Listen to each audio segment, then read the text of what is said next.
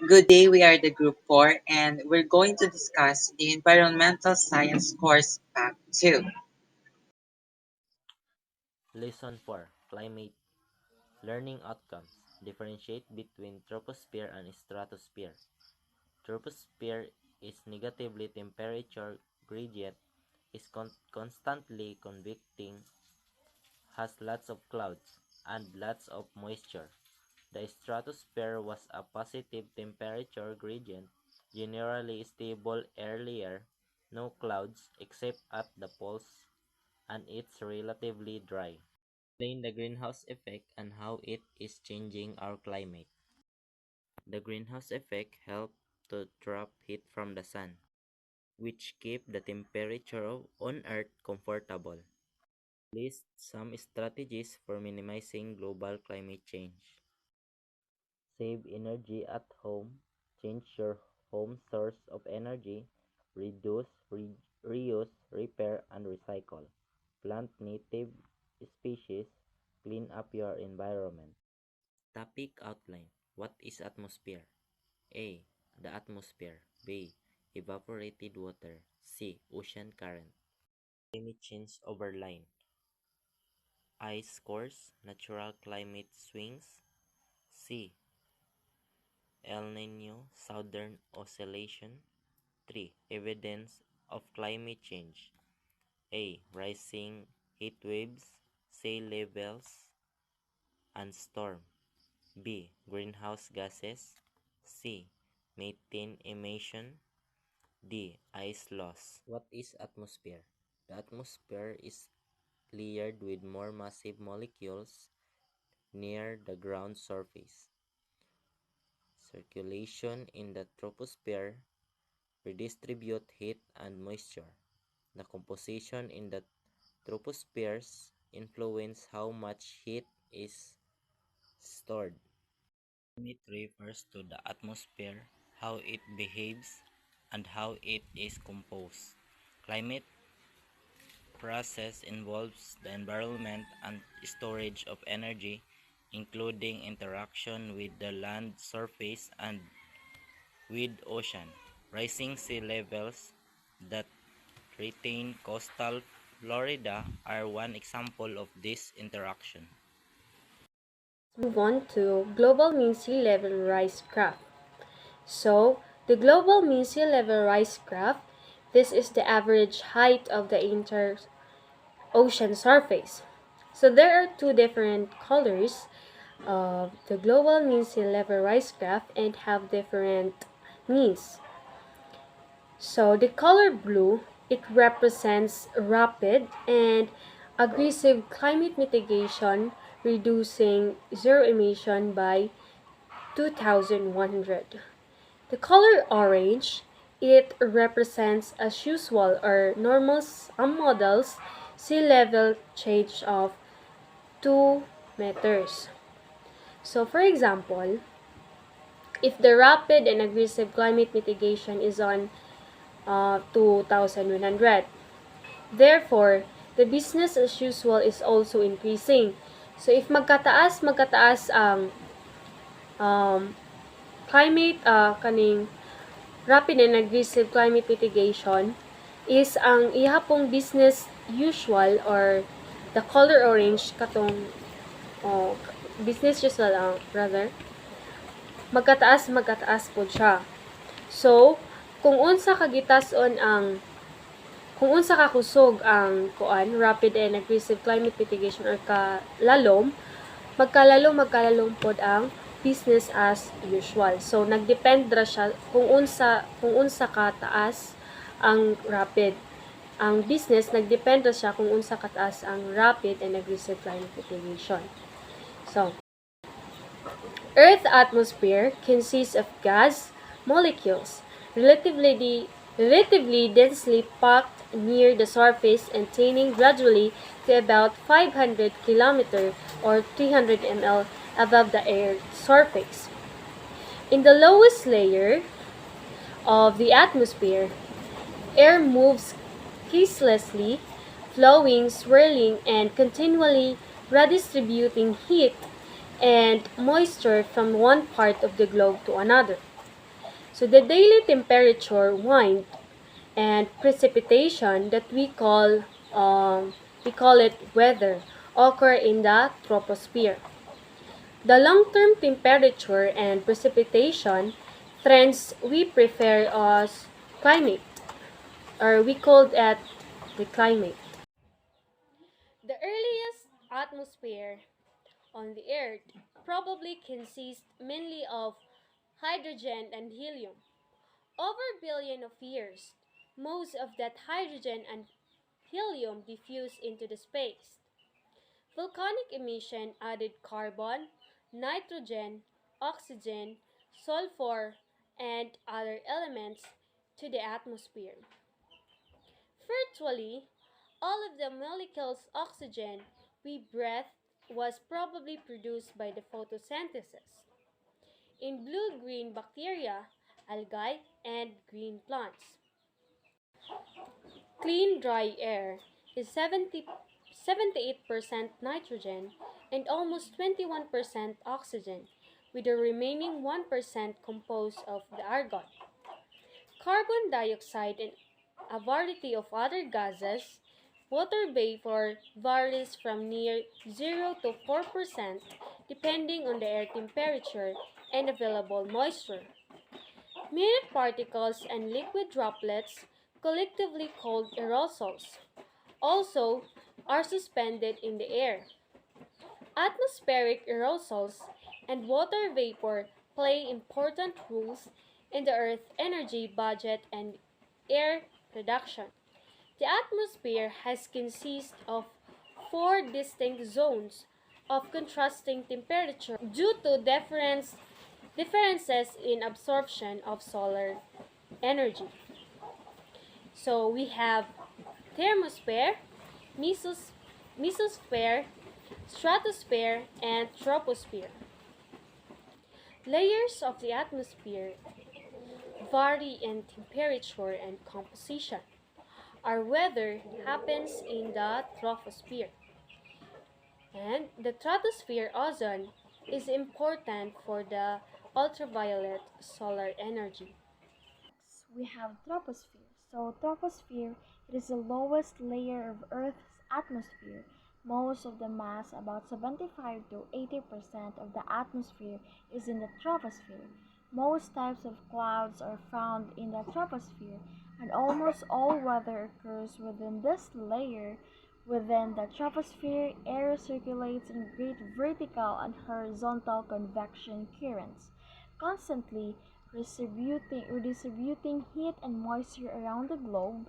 The troposphere ranges in depth from about 18 kilometers or 11 mi over the equator to about 8 km or 5 mi over the poles where air is cold and dense. So, the troposphere, it is the lowest layer of Earth's atmosphere containing the majority of the atmospheric mass. It is where most of the weather occurs and where air circulates, driving wind patterns and cloud formation.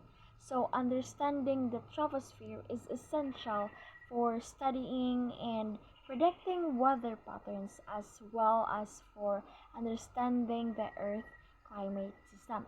So next we have the ozone layer stratosphere. Ozone layer is also known as ozone shield is a region of Earth's stratosphere that absorbs most of the sun's ultraviolet radiation. Absorption of UV radiation by ozone also protects living organisms on Earth because UV radiation damages living tissues. Tropospheric air cannot continue to rise when it is cooler than the surrounding air, so there is little mixing across this boundary. So that stratosphere extend about 50 kilometers or 31 mi out from the tropopause. It is far from dilute than the troposphere, but it has a similar composition except that it has almost no water vapor and nearly 1000 times more ozone.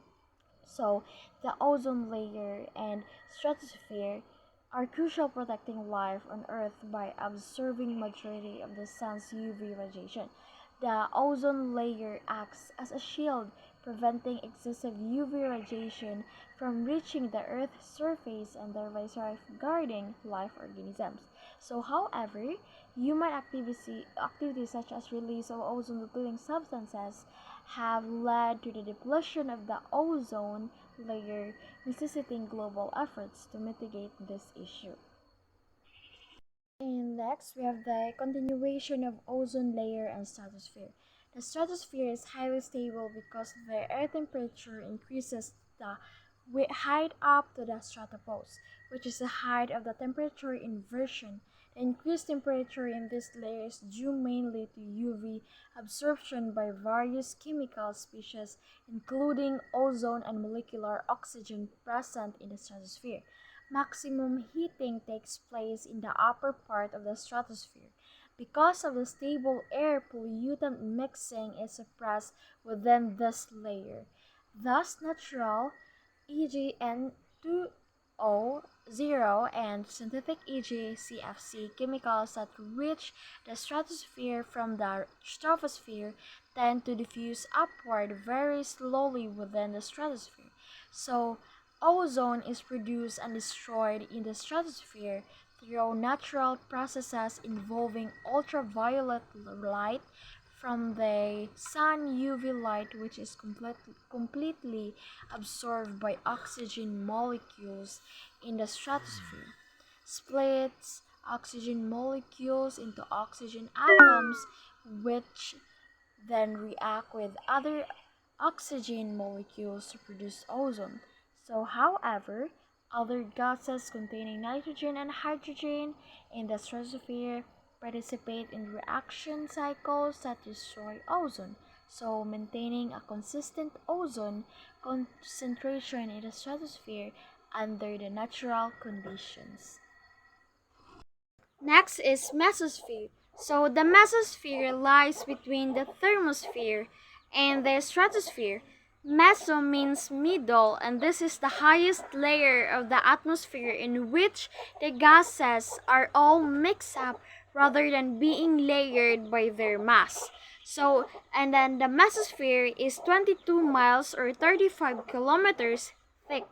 The air is still thin, so you wouldn't be able to breathe up in the mesosphere, but there is more gas in this layer than there is out in the thermosphere. Have you ever seen a meteor shower where meteors burn up and streak across the sky? Some people call them shooting stars.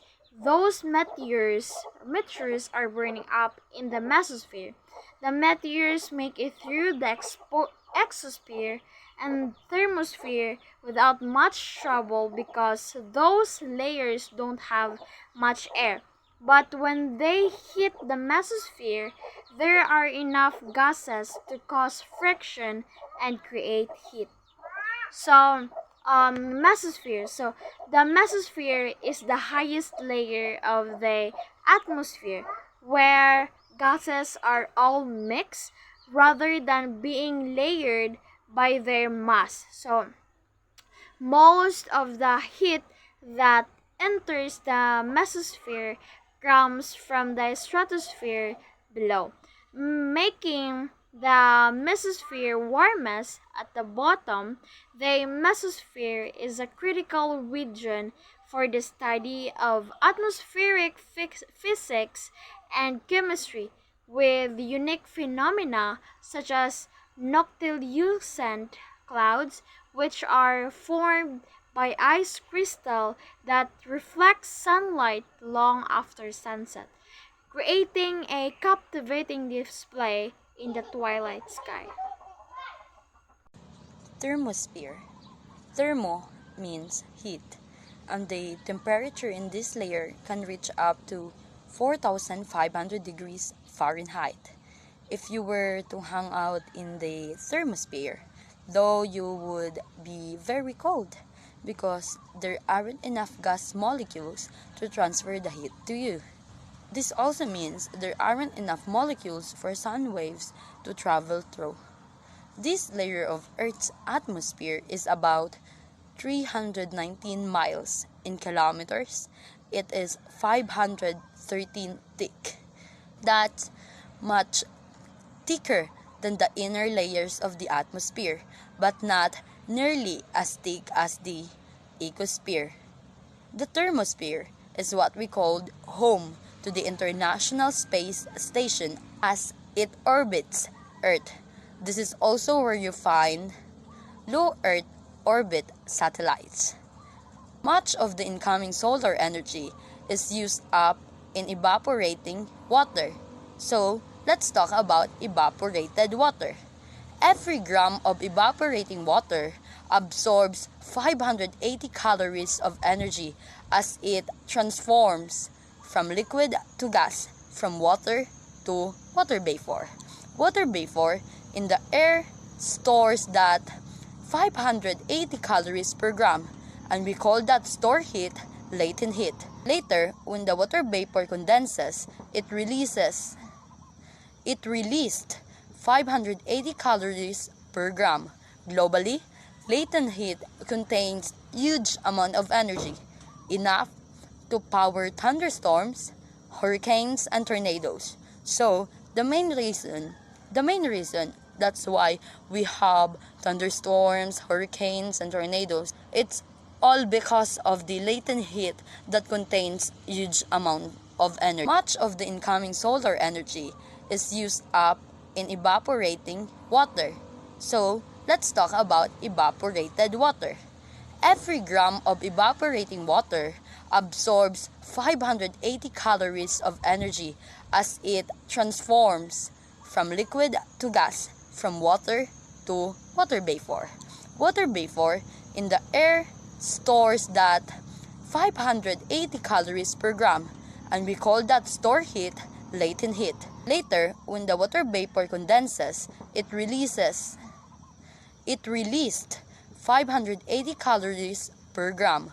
Globally, latent heat contains huge amount of energy, enough to power thunderstorms, hurricanes, and tornadoes. So, the main reason that's why we have thunderstorms, hurricanes, and tornadoes, it's all because of the latent heat that contains huge amount of energy. Rain falls when there are two conditions. First, a moisture source, such as an ocean, from which water can evaporate into the atmosphere.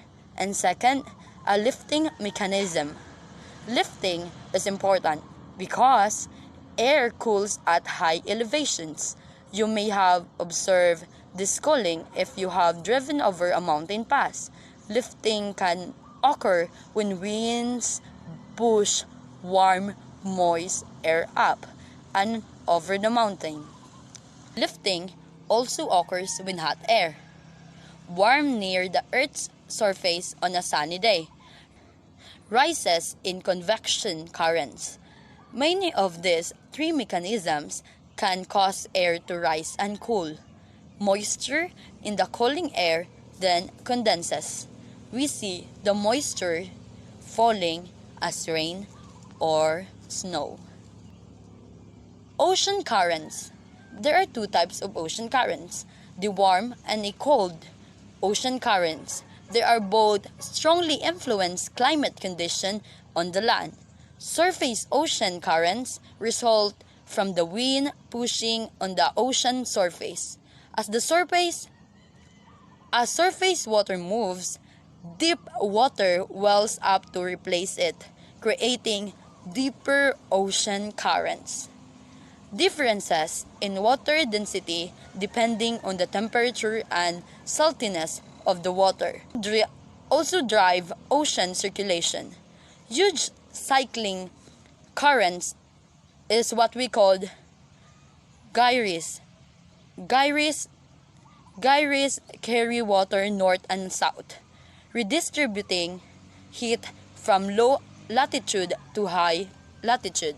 Thermohaline circulation is defined as a surface and deep water circulation system where both temperature and salt concentration controls the density of water, and contrast and density drive its movement. So, climate change over time. So, Milan, Milankovitch cycles drive long-term climate change. Then ice cores contain carbon dioxide and oxygen isotope used to reconstruct past temperature and atmospheric composition. Then the El Nino is one of the example of ocean atmospheric oscillation. So according to Wallace Broker, the climatologist, and he said that the climate is an angry beast and we are poking it with sticks. So he mentioned that we assume that our climate is stable, but in our thoughtless action maybe steering it to sudden and dramatic change. So our action, especially to our technology and our newest technology and innovation lead us to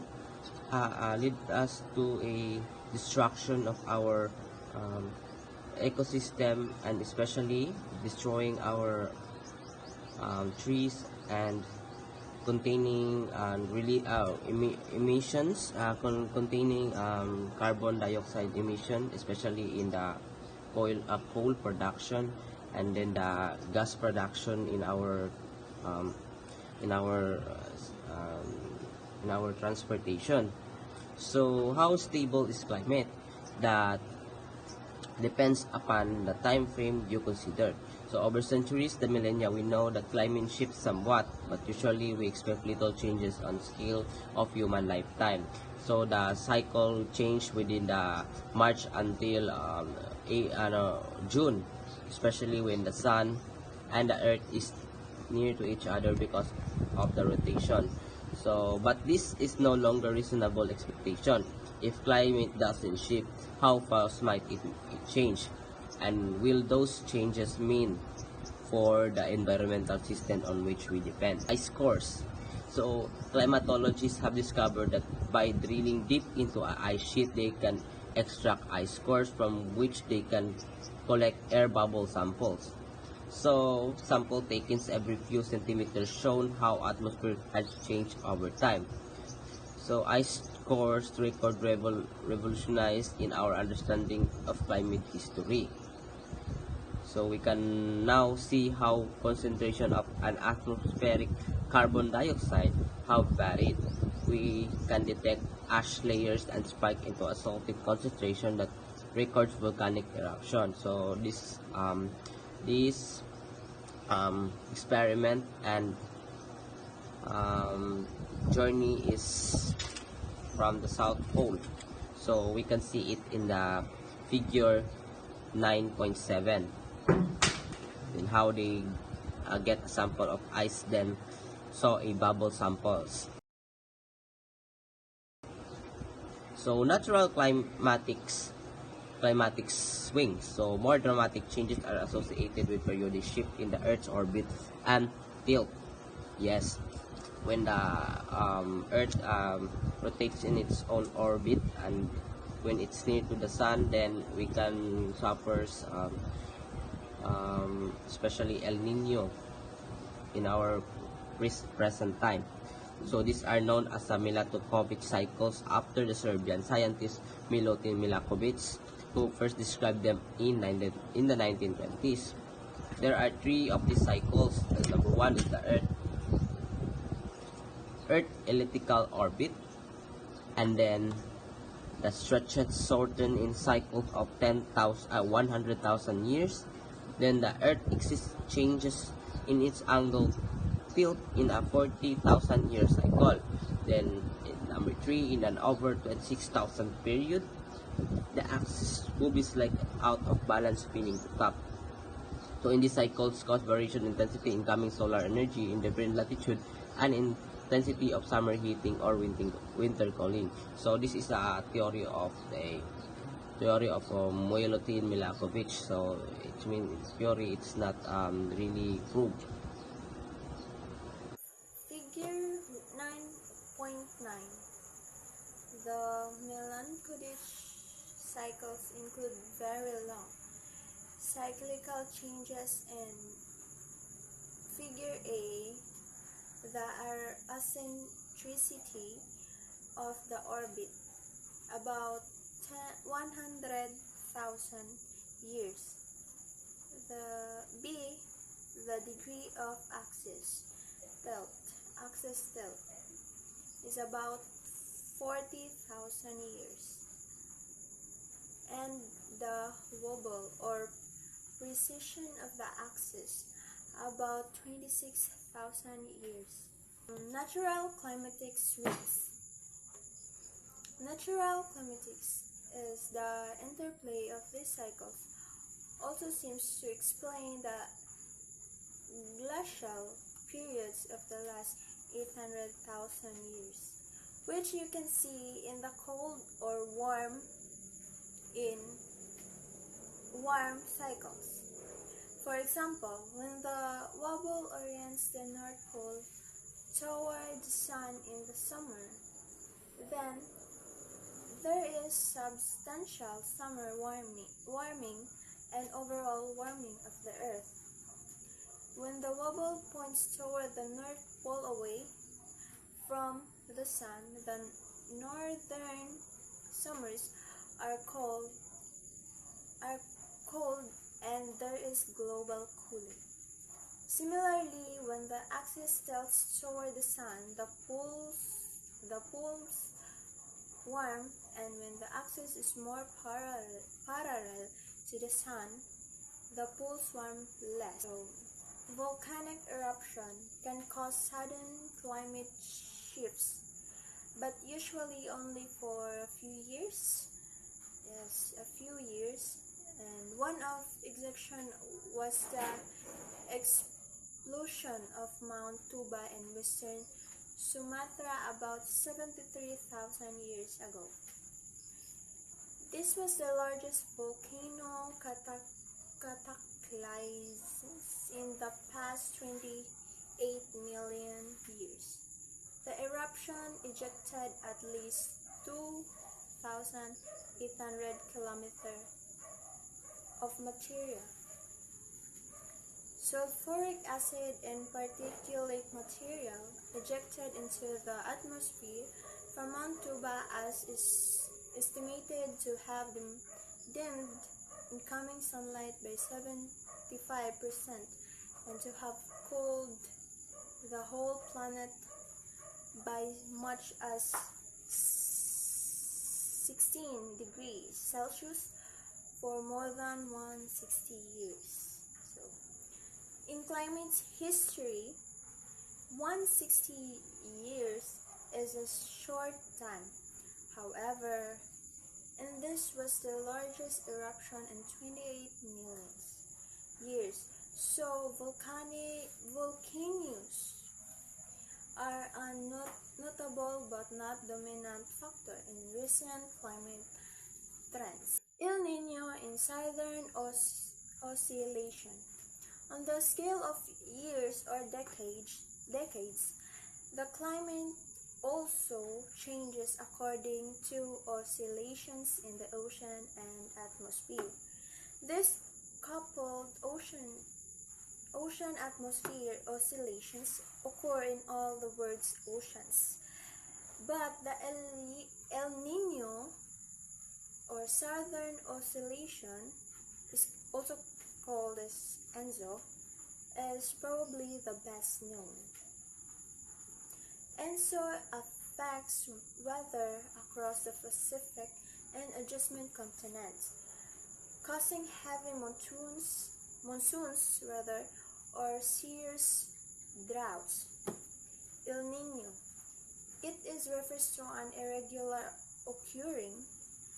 occurring the complex series of climatic changes affecting the equatorial Pacific region. The beyond every few years, characterized by the appearance of unusual warm, nutrient-poor water off northern Peru and Ecuador, typically in the late December. So hi everyone, my name is Darren Binag. So in this video, I'm discussing about El Nino or Southern Oscillations. So fishermen in Peru were the first to notice irregular cycle of rising oceans temperatures because the fish disappeared when the water warmed. So they name this event El Nino or Spanish for the Christ child because it often occurs around Christmas time. So during the December. So the counterpart to El Nino with the eastern tropical Pacific coast has to be called La Nina. So kung mabugnar pa kano mabugnar kay ang panahon mo na siya gitawag La Nina, kung mainit ra kayo mo siya gitawag El Nino. So the El Nino Southern Oscillations or ENSO is a periodic fluctuation in sea surface temperatures and air pressure in the tropical Pacific Oceans which affect climate to much of tropics and subtropics. So the two main phases of ENSO are El Niño or La Niña. So when we say El Nino, this is a warm phase of ENSO. It is characterized by unusually warm ocean temperatures in the central and eastern tropical Pacific. So this leads to change in weather patterns around the world, often resulting in droughts, floods, and other extreme weather events. So ang La Nina usab, this is a cold phase of ENSO. So kung kanina is init, king La Nina is bugnaw. It is characterized by unusually cold ocean temperature in the central eastern tropical Pacific. So this also leads to changes in weather patterns, often the opposite of those seen during El Nino. So next is evidence of climate change. So the killing curve documents changing CO2 concentrations. There are clear evidence for human role in current climate change. Polar regions and continental interiors are warming most rapidly. Many scientists considered anthropogenic or human cause. So when we say human cause, kato na siya mga binuhatan sa mga tao nga di mo yung example is ang pag-illegal logging and etc. So global climate change to be the most important environmental issue of our time. The possibility that humans might after world climate is not a new idea. In 1859 by John Tyndall measured inferred absorption of various gases and described the greenhouse effect. In 1995, in 1885, Svante Arrhenius, who subsequently received a Nobel Prize for his work in chemistry, predicted that CO2 released by coal burning could cause global warming. Next is evidence of climate change or pivotal evidence that human activities are increasing atmospheric CO2 came from an observatory on top of the Mauna Loa volcano in Hawaii. The observatory was established in 1957 as part of an international geophysical year to provide atmospheric data in a remote pristine environment measurements taken by atmospheric chemist Charles David Keeling shown CO2 levels. So Charles David Keeling shown CO2 levels increasing about 7.5% year. So lastly is rising heat waves, sea levels, and storms. So the IPCC's assessment report presents a variety of climate scenarios for predictive emissions of greenhouse gases. For each scenario, the IPCC modeled future emissions started in 2000. Scenarios differ in expected population growth, economic growth, energy conservation, and efficiency. The adoption of greenhouse gas controls or lack thereof. The different scenarios project a temperature increase by 2100 of 1 to 6 degrees Celsius compared to temperatures at the end of the 20th century. So, nakainit siya. Next, as we can see at the figure 9.13, annual anthropogenic CO2 emissions for 4 climate change scenarios, with differing temperature ranges by 2100. The 0.3 to 17 degrees Celsius scenario involved aggressive and rapid reduction of GHGs. The 2.6 to 4.8 degree Celsius scenario represents business as usual. The likely range of CO2 concentrations associated with each scenario is shown. Rising heat waves, sea levels, and storms. Observations since the fourth assessment report in 2007 show that all the IPCC scenarios were too conservative. Since 2007, observations have consistently shown that the IPCC scenarios underestimated the pace and severity of climate change. Greenhouse gas emissions, temperatures, sea level, and energy use have accelerated faster than even the worst IPCC projections. Despite the worst case scenarios predicted by the IPCC, greenhouse gas emissions, temperature spikes, sea level rise, and energy consumption have all surged at rates exceeding even those projections. Sea level rise estimated in 2007 to be 17 to 57 cm to or 7 to 23 n by 2100 is now expected to reach 1 to 2 m or 3 to 6 feet by 2100. Policymakers have made little progress in finding solutions. Climate change is a classic free rider problem, in which nobody wants to take action for fear that someone else might benefit from their sacrifices. Policy have struggled to make significant headway in addressing climate change due to the classic free rider problem. This dilemma arises from the reluctance to act as individuals and nations fear bearing the burdens of climate action, while others potentially reap the benefits without contributing equally. Next is greenhouse gases. The greenhouse effect is a common term to describe the capture of energy by gases in the atmosphere.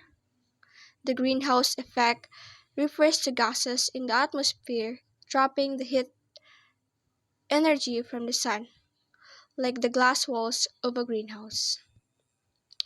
Since pre-industrial time, atmospheric concentrations of CO2, or methane, CH4, and nitrous oxide or N2O have climbed by over 31%, 151%, and 17%, respectively, in Figure 9.15. Carbon dioxide is by far the most important of these because of its abundance and because it lasts for decades or centuries in the atmosphere. Carbon dioxide makes up about 80% of greenhouse gases. Fossil fuel burning produces most of the 40 GT or billion tons of CO2 released each year. Other key sources are forest burning and other land use impacts. About 4 GT is taken up by plants and 3 GT are absorbed by oceans.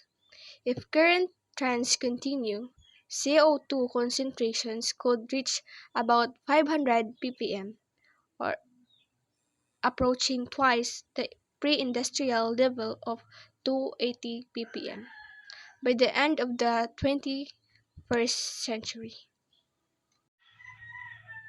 As we can see in the figure 9.15, methane or CH4 black and nitrous oxide N2O blue have risen with CO2 red since industrialization began in about 1750.